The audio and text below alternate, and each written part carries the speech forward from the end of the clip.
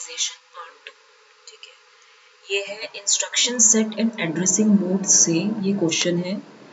तो I hope कि ये क्वेश्चंस आपको ऐसे मिलेंगे नहीं, अच्छे क्वेश्चंस हैं और ये इसका वेटेज रहता है एग्जाम में। It is not related to microprocessor, तो इसमें से आते ही हैं। इसरो में तो बहुत आए हैं इस तरह के क्वेश्चंस, और यूजीसी नेट में भी कंप्यूटर से रिलेटेड क्वेश्चन पूछे जाते हैं। कंप्यूटर ऑर्गेनाइजेशन बोल लीजिए या कंप्यूटर आर्किटेक्चर बोल लीजिए। देखिए पहला क्वेश्चन है आपका कि the first machine cycle of an instruction is always. देखिए इसका जो राइट आंसर होगा, ये मेमोरी रीड साइकिल भी नहीं होगा, ये आईओ रीड साइकिल भी नहीं होगा, ये मेमोरी राइट साइकिल भी नहीं होगा। It will be a fetch cycle. Fetch cycle का मतलब ये हुआ कि when an instruction is read from memory, जैसे ये आपकी एक मेमोरी है, ओके इस मेमोरी से जब आप किसी इंस्ट्रक्शन को रीड करते हैं, when you are going to read any instruction from the memory, तो कंप्यूटर को हम क्या बोलेंगे, computer is set to be an instruction fetch mode. इसको हम इंस्ट्रक्शन फेच मोड में बोलेंगे। फेच का मतलब क्या होता है, ब्रिंग, लाना, टू ब्रिंग। तो इसको हम इंस्ट्रक्शन फेच साइकिल बोलेंगे। तो जो फर्स्ट साइकिल जो होती है इंस्ट्रक्शन साइकिल की, it must always be in fetch cycle. Always remember the first machine cycle of the instruction is always a fetch cycle. Very important question. ठीक है, next question है which of the following are included in the architecture of computer. Computer के design में या architecture में कौन सा मतलब पूछा जा रहा है कि कौन सा इसमें कंप्यूटर के आर्किटेक्चर में इंक्लूड किया जाता है। क्या addressing modes and design of CPU होता है, इंस्ट्रक्शन से डेटा फॉर्मेट्स होता है, सेकेंडरी मेमोरी, ऑपरेटिंग सिस्टम होता है। Select the correct answer using the codes given below. देखिए इस क्वेश्चन में क्या है कि कंप्यूटर आर्किटेक्चर जो होता है, it is mainly related to the structure and the behaviour of the computer. जो कंप्यूटर का आर्किटेक्चर होता है, it is related to the structure, उसका स्ट्रक्चर कैसा है, structure and behaviour of computer. ठीक है, as seen by the user. जैसे यूजर उसको यूज करता है तो यूजर ही बताएगा ना कि मेरा कंप्यूटर का स्ट्रक्चर कैसा है, उसके अंदर कौन सा ऑपरेटिंग सिस्टम है, उसका बिहेवियर कैसा है। ठीक है, तो it includes all the instruction formats, इसमें सारे इंस्ट्रक्शन फॉर्मेट्स भी होते हैं, and the techniques for addressing memory, और मेमोरी को एड्रेस करने के लिए इसमें कुछ टेक्निक्स भी होती हैं।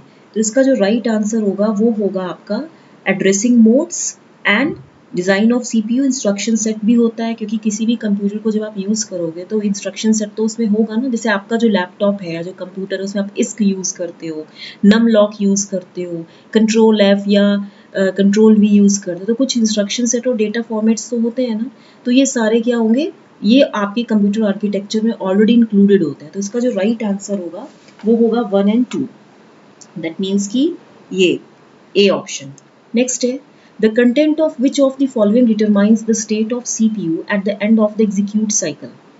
Execution मतलब when you are going to execute the instruction, जब आप इंस्ट्रक्शन को या प्रोग्राम को जब रन करने जाते हो, execute का मतलब तो यही होता है ना। तो कौन सा कंटेंट ऐसा है जो सीपीयू की स्टेट को, सीपीयू की स्थिति को at the end of execute cycle determine करता है। क्या वो प्रोग्राम काउंटर होता है, क्या वो प्रोसेसर रजिस्टर होता है, सर्टेन स्टेटस कंडीशंस होती हैं। तो एक्चुअली ये दूसरे पेज में था, तो इसने बोला select the correct answer using the codes given below. देखिए जो प्रोग्राम काउंटर होता है, इसका जो राइट आंसर होगा वो होगा, एक तो आपका प्रोग्राम काउंटर होता है और दूसरा होता है आपका certain status condition. Processor register का कोई रोल नहीं होता। प्रोग्राम काउंटर से रिलेटेड हमेशा क्वेश्चन आता है। प्रोग्राम काउंटर क्या होता है कि it always holds the address of the next instruction, holds the address of next instruction to be fetched. हमेशा ये नेक्स्ट इंस्ट्रक्शन के एड्रेस को होल्ड करता है। ठीक है, from the memory location processor register, from the कहाँ से लेके आता है, from the memory location processor register. हमेशा ये जो आपका मेमोरी लोकेशन प्रोसेसर रजिस्टर है, यानी कि ये जो ये बात हो रही है, इसमें क्या होता है कि इसी में वो इंस्ट्रक्शन होती है और उसी इंस्ट्रक्शन से प्रोग्राम काउंटर होल्ड करके लाता है। तो इसलिए इसका जो राइट आंसर होगा वो होगा सी ऑप्शन, 1 and 3 होगा। ठीक है, यानी कि program counter and your certain status conditions, उसकी स्टेटस कंडीशंस क्या है। ठीक है, नेक्स्ट है which one of the following correctly defines the temporal locality, ठीक है, कौन सी टेम्पोरल लोकेलिटी को डिटरमाइन करता है। देखिए इसमें दिया है जो ये क्वेश्चन है, इसमें आप देखिए जो टेम्पोरल लोकेलिटी है, इट इज रिफर्ड एज कि सेम मेमोरी कंटेंट जो आपका सेम, इसका मतलब क्या है, लोकेलिटी मतलब स्थानीय, टेम्पोरल लोकेलिटी मतलब वहीं कहीं किसी लोकेशन से, सेम प्लेस के किसी लोकेशन से। तो इसका मतलब क्या होता है टेम्पोरल लोकेलिटी का, कि same memory content is requested multiple times, same memory content is located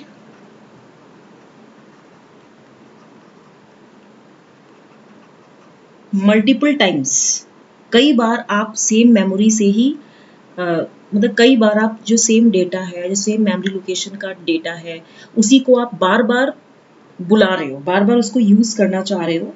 it is requested, same memory content is, ये लोकेटेड नहीं आएगा, ये आपका रिक्वेस्टेड होगा, sorry, same memory content is requested to carry out multiple times और to bring multiple times by CPU. तो इसका जो राइट आंसर होगा ये नहीं होगा कि adjacent instructions for current instruction में भी नीडेड सून, नहीं। क्या बगल वाली इंस्ट्रक्शंस जो है वो करंट इंस्ट्रक्शन के लिए चाहिए होगा, नहीं। अगल बगल जो इंस्ट्रक्शंस मौजूद है, नहीं। करंट इंस्ट्रक्शन बीइंग फेच्ड में बी नीडेड अगेन सून, ठीक है। ये इसका राइट आंसर होगा कि जो करंट इंस्ट्रक्शन है, जो प्रेजेंट सिचुएशन में इंस्ट्रक्शन है, उसको आप फेच करके ला रहे हो बार बार। Instructions temporarily residing in the memory, नहीं। केवल कुछ समय तक के लिए रहे, ये नहीं। तो इसका जो राइट ऑप्शन होगा वो बी ऑप्शन होगा, ठीक है। नेक्स्ट है data flow computers exploit maximum parallelism, ये असर्शन है और रीजन है data flow computers because the data flow computers requires no program counter. देखिए पैरेललिज्म क्या होता है, पैरेललिज्म का मतलब मैं आपको बता दूं कि ये जो यहाँ पे वर्ड यूज किया है पैरेललिज्म, पैरेललिज्म का मतलब होता है समानांतर, यानी कि मैनी कैलकुलेशंस और एग्जीक्यूशन ऑफ प्रोसेसर्स। इसमें मैं बता देती हूँ कि पैरेललिज्म में क्या होता है कि मैनी कैलकुलेशंस और एग्जीक्यूशन ऑफ प्रोसेसर्स और execution of processors are carried out simultaneously, are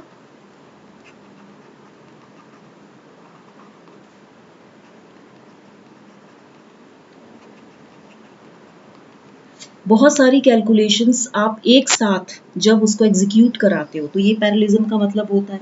दूसरा क्या होता है कि it requires a hardware with the multiple processing units.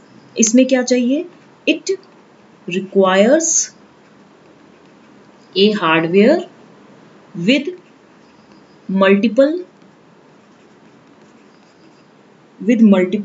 Processor units, multiple processing कह सकते हो, या विद मल्टीपल प्रोसेसर यूनिट्स के साथ हमें एक हार्डवेयर इस पैरेललिज्म में चाहिए होता है।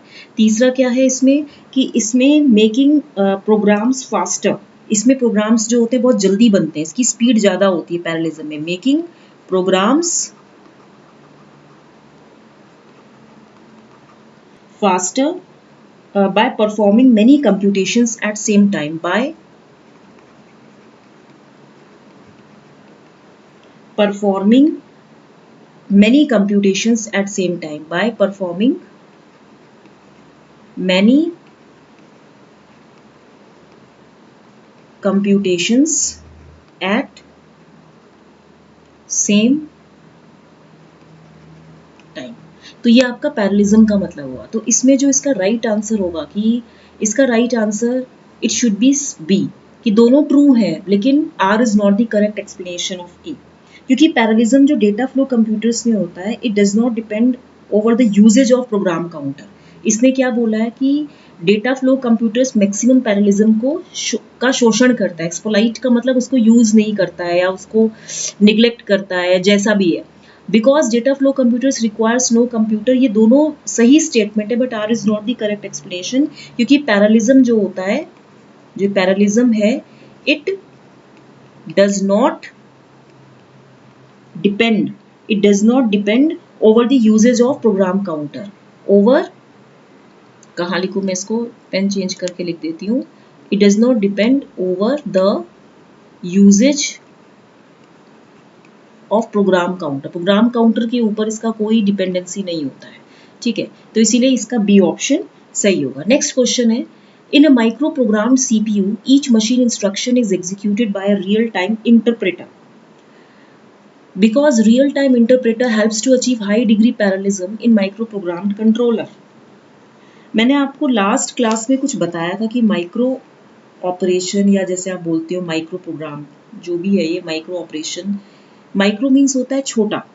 ठीक है, तो मेनली ये एक से ज़्यादा ALU ऑपरेशन या रजिस्टर्स पे जो इन्फॉर्मेशन स्टोर्ड होती है उसमें परफॉर्म किया जाता है. तो ये जो आपका दिया है आंसर कि माइक्रो प्रोग्राम CPU में हर एक machine instruction, each machine instruction जो होती है it is executed by real time interpreter, ये सही स्टेटमेंट है. बिकॉज इंटरप्रेटर मतलब एक तरह से ट्रांसलेटर ही तो होता है. It is kind of translator. जो रियल टाइम इंटरप्रेटर है it helps to achieve high degree parallelism, क्योंकि मैंने अभी आपको पैरेललिज्म बताया कि इससे जो स्पीड होती है, जो इसकी एग्जीक्यूशन स्पीड होती है वो बढ़ जाती है जब हम एक साथ सारे इंस्ट्रक्शंस को एग्जीक्यूट करते हैं. तो माइक्रो प्रोग्राम कंट्रोलर में हाई डिग्री ऑफ पैरेललिज्म को अचीव ये करता है रियल टाइम इंटरप्रेटर. तो इसका जो राइट आंसर होगा ए होगा, क्योंकि जो रियल टाइम इंटरप्रेटर है it can help to achieve high degree of parallelism, ये सही लिखा है, by executing each machine instruction. Microprogram की डेफिनेशन ये फर्स्ट लाइन में लिखी है कि by executing each machine, by executing और रनिंग ईच मशीन इंस्ट्रक्शन, जो आपका रियल टाइम इंटरप्रेटर है हाई डिग्री ऑफ पैरेललिज्म को अचीव करता है. ठीक है, नेक्स्ट क्वेश्चन है, what are the commands to the assembler itself called. एक असेंबलर में जो आप कमांड्स देते हो, जो इंस्ट्रक्शंस फीड करते हो, उसको क्या कहा जाता है. क्या मैक्रोज कहा जाता है, मैक्रो इंस्ट्रक्शंस कहा जाता है, माइक्रो कहा जाता है, या सूडो इंस्ट्रक्शंस कहा जाता है. देखिए, माइक्रो मतलब होता है कि सिंपल मशीन ऑपरेशन होता है ये एक तरह से, as the part of execution of machine language instruction. Micro का मतलब तो यही हुआ, it is a kind of single machine operation as part of execution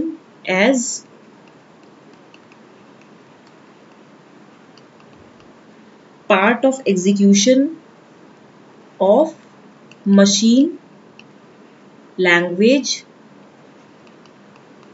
instruction. इसमें हम केवल माइक्रो में सिंगल मशीन ऑपरेशन यूज करते हैं. Pseudo instructions will be the right answer.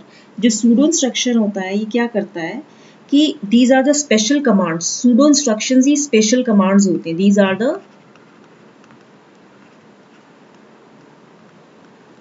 pseudo instructions are the special commands to the assembler about the positioning of program. Assembler में हम special commands डालते हैं. ठीक है, these are the special commands that are generally feed to the assembler, which tells about the positioning of program. जो क्या बताता है कि प्रोग्राम की पोजीशनिंग बताता है. which tells about the positioning of program, की प्रोग्राम किस लोकेशन पे है, उसमें आप कौन सा डेटा डिक्लेयर कर रहे हैं, डेटा डिक्लेरेशंस को बताता है.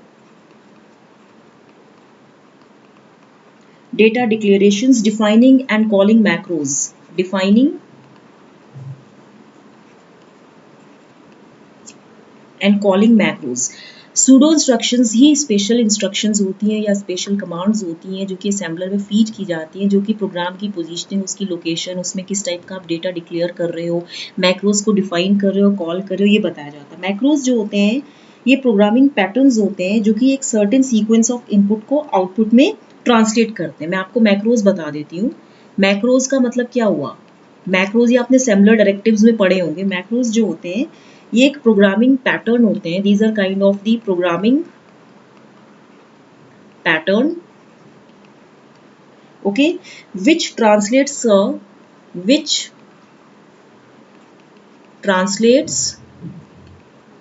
a certain sequence of input instructions, certain sequence of input into output. कुछ एक इनपुट में कुछ एक पर्टिकुलर सीक्वेंस ऑफ डेटा है, उसको वो ट्रांसलेट करके इनपुट आउटपुट में भेजता है. तो एक तरह का प्रोग्रामिंग पैटर्न होता है. तो जो हम असेंबलर में यूज करते हैं वो सूडो इंस्ट्रक्शंस होते हैं. नेक्स्ट है Neumann machines are called control flow computers. क्या न्यूमान मशीन्स को कंट्रोल फ्लो कंप्यूटर्स कहा जाता है? ठीक है, because the instructions are executed sequentially as controlled by program counter. क्योंकि जो इसमें हम सीक्वेंशली नंबर वाइज या ऑर्डर वाइज जो भी हम इसमें जो इंस्ट्रक्शंस हैं उसको एग्जीक्यूट कराते हैं, रन कराते हैं, they are controlled by program counter. The answer will be both A and R R true and R is the correct explanation of A. क्योंकि जो कंट्रोल, हमें कौन सा कंप्यूटर दिया हुआ है? कंट्रोल फ्लो कंप्यूटर दिया हुआ है। जो कंट्रोल फ्लो कंप्यूटर है इसमें जो sequence of execution of instructions होता है और the sequence of execution programme होता है, it is controlled by program counter. ये बिल्कुल सही है। ठीक है, नेक्स्ट है which one of the following is correct? A microprogram is any source program run on microcomputers, या any source of instructions for primitive operations in a system, or a general name for macros used in assembly language programming, or any program of very small size। कौन सा option होगा? ये macros आप assembler में पढ़ चुके होंगे micro processor के टाइम, तो इसका जो राइट आंसर होगा वो होगा आपका ये। जो माइक्रो प्रोग्रामिंग होता है, it is a kind of a source of instructions for primitive operations in a system. एक सिस्टम में कुछ खास ऑपरेशंस को इन्वॉल्व करने के लिए, एग्जीक्यूट करने के लिए, यूज़ करने के लिए ये सोर्स ऑफ इंस्ट्रक्शन यूज़ होती है। ठीक है, बिल्कुल इसकी डेफिनेशन सही लिखी है। ठीक है, नेक्स्ट है, अच्छा ये इतने ही क्वेश्चंस हैं, कितने 9 क्वेश्चंस हो गए। तो आप प्लीज़ इसको लाइक ज़रूर कीजिएगा। मुझे एक स्टूडेंट ने क्वेश्चन पेपर्स दिए हैं काफ़ी यूजीसी नेट के। एक्चुअली प्रॉब्लम ये है कि मैंने जब नया घर शिफ्ट किया था तो बहुत सारा मेरा जो स्टडी मटेरियल था वो मेरे होम टाउन में ही छूट गया, और इतना मुझे मालूम नहीं था कि मैं यूट्यूब बनाऊंगी। ठीक है, बिकॉज थोड़ा सा एडजस्ट करने में टाइम लगता है। अब पेपर्स तो आ गए हैं, पेपर्स जो भी मुझे मिले हैं मैं उसको मुझे फिर से सॉल्व करना पड़ेगा, क्योंकि I don't have the answers. अगर मैं गलत बताऊंगी तो वो भी ठीक नहीं है। जो जो मुझे आता होगा मैं उसको आपको बताऊंगी। इसको लाइक कीजिए, शेयर कीजिए, सब्सक्राइब कीजिए। Okay, till then take care. Okay, and please इसको ज़्यादा से ज़्यादा बच्चों को सब्सक्राइब, शेयर भी कीजिए और सब्सक्राइब भी कीजिए। Okay, thank you.